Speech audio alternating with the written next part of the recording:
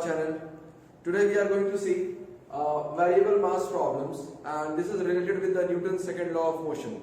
Normally up till class 10th we have seen that the Newton's second law of motion is known as force is equal to mass into acceleration. Force is equal to mass into acceleration. But then this has a greater significance, and that we come to know when we are studying the broader aspect of Newton's second law of motion. What is that broader aspect? We are going to see. Okay. According to Newton's second law of motion, the force applied on a body is directly proportional to the rate of change of its linear momentum. Okay. That is what the Newton's second law of motion says. Now, the linear momentum is nothing but the value of mass into velocity. Okay, whatever be the direction of velocity is going to be the direction of momentum. Okay. Now, if I differentiate momentum with respect to time, we will get something like this. Okay. M and V are two different quantities, so we are going to use the product rule of differentiation in mathematics. So it is going to be m times dv upon dt plus v times dm upon dt. Okay, so that is always valid expression of Newton's second law of motion, that F is equal to m dv upon dt plus v times dm upon dt. This expression is always valid and always correct. But in normal cases, what happens? The mass does not vary. The mass remains constant. And when something is constant, let's say when mass is constant, what happens? The differentiation of anything which is constant is going to be 0, and that is why in normal cases we make this term as 0, and we call it F is equal to m times this dv upon dt is acceleration. So that is the expression for Newton's second law of motion. We have got this from this expression. But then if the mass is not varying, if the mass is varying, then this expression will hold. F is equal to m dv upon dt plus v times dm upon dt. Okay, so this expression is always correct, and mass varies. How do mass varies? We are going to see Einstein's equation also. It says that m is equal to m naught upon under root 1 minus v square upon c square. Okay, that means when a body is moving with a speed v, which is somewhat comparable to the speed of light, that is 3 into 10 to the power 8 meters per second. Okay, so what will happen is its mass will start to increase. Okay, the reason is if something comparable to v will, if something comparable to c will come, it will be, the denominator will be reduced by 1, and here hence what will happen? The entire fraction will be increased, where m naught is the rest mass. M naught is the rest mass.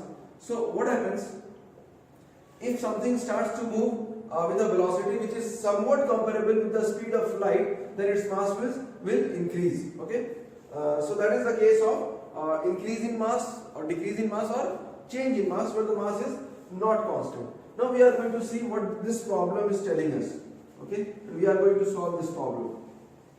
Again, we will be using the same formula. F is equal to m dv upon dt plus v times dm upon dt. Okay, so in this question it is saying that the sand is being dropped on a conveyor belt at the rate of m kg per second. So there is a kind of conveyor belt. Okay, this is your conveyor belt, and the sand is pouring down. Okay, so obviously what will happen? If the amount of sand coming on it is increasing, obviously the velocity will decrease. But then in order to keep the velocity constant, we will have to apply some force, because the mass of the sand on this conveyor belt is increasing. Let's say this conveyor belt is moving in this direction. So this conveyor belt is moving in this direction. So the amount of sand is gradually increasing, and the rate of increase of that sand on the conveyor belt is given as m kgs per second. That means I can write down the data provided in the question, that dm upon dt is equal to m, which is the data, and the unit is going to be kg per second. Every second m kg mass of sand is being added on the conveyor belt. Okay, now you have to calculate the force. Such that the belt has to move with a constant velocity. That means v is equal to constant. And that v is given as v only. Okay, that velocity should be v. You have to calculate the force applied such that even if the sand is pouring down at a constant rate of m kgs per second, then what should be the force applied on this conveyor belt, or what should be the force such that it moves with a constant velocity? Okay, it doesn't deaccelerate, or it doesn't change its speed. Okay, so we'll use the expression F is equal to m times dv upon dt plus v times dm upon dt. Okay, now what happens? Since v is constant, so dv upon dt will be 0. It has to move with a constant velocity with no acceleration. Okay, now you can see, normally we say that when the acceleration is 0, force is also 0. But then this is not correct in case of variable mass problem. That acceleration, that force would be changed in order to that force would be in the compensation of change of mass. That is what we are doing in this particular problem. So F is equal to m times dv upon dt plus v times dm upon dt. Now what happens? This v dm upon dt is nothing but the force. So we have to let it move with the velocity v, and dm upon dt is given as m. So that is the force, that is the magnitude of force required to move this particular conveyor belt with a constant velocity. Having said that, the sand is being poured at a constant rate of m kgs per second. I hope this is clear. Let's move to the next question. Yes, so in this question, it is given that a conveyor belt drops sand in the form of a conical pipe whose radius is always twice its height. Okay, let us draw the conical pipe. So this is the conical pipe, the pile of sand. Let's say this is the height of the pipe and this is the radius. Okay, and it is mentioned that the radius is always twice its height. So I am writing r is equal to 2h. Okay, that is what is given in the question. Okay, the sand falls at the rate of 5 meter cube per second. So rate of this is nothing but volume and this is time. That means it is given dv upon dt. Rate of change of volume is given in this question. Okay, so dv upon dt is given as 5 meter cube per second. Okay, now they are asking how fast is the height increasing? The rate of increase of height. That means they are asking dh upon dt. dh upon dt when the radius is 20 meter. They have given radius as 20 meter, and at this particular instant you have to find out the rate of increase of height. Okay, so this question is in variable mass or variable volume problem also, and you will find this question in class 12th application of derivatives also. Okay, when the volume is changing or when the mass is changing, when radius and height are changing, and radius and heights are dependent on each other, or certain parameters of a given shape is depending upon each other, so you can do this. So now we know the formula for volume of a cone, that is 1 by 3 pi r square h. Okay, now we have to find out dh upon dt. This is what we have to find out. So we know that r is equal to 2h in this particular case, so we are going to put the value of r in terms of h. So v will become 1 by 3 pi, in place of r I am writing 2h whole square into h. Okay, that means v will become 1 by 3 or pi by 3 simply, and it will be 4h cube, pi by 3 into 4h cube. So that is what I am writing. Okay, now we have to find out dh upon dt. Let us differentiate this.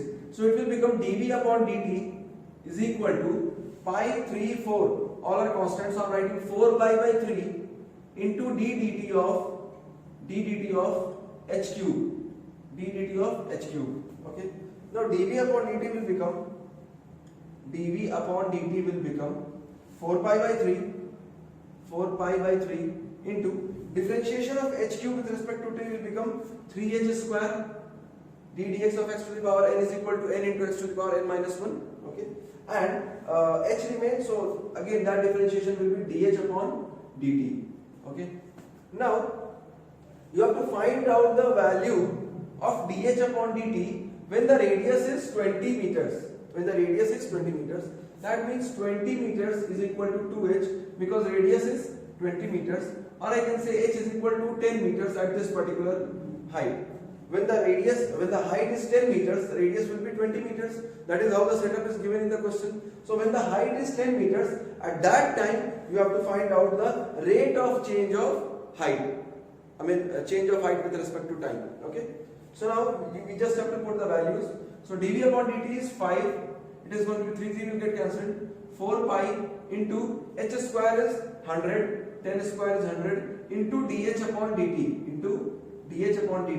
So this will become dh upon dt is equal to 5 upon 400. 100 into 4, 400 pi. Or you can write the value of change of height with respect to time such that at an instant when the height is 10 meter or the radius is 20 meter is going to be 5 8 ja 40. So that is 1 upon 80 pi. 1 upon 80 pi. Yeah, this is the right answer. Okay, so that is how the height is changing. Okay, similarly, if mass is depending upon something, acceleration is depending upon something. So these all kind of problems are useful when a particular parameter is depending upon some other parameter, and we have got a formula for something. Okay, so simply we can use the formula and put the values or replace the values in accordance with the dependence that is given in the question. For example, it was given say r is equal to 2h.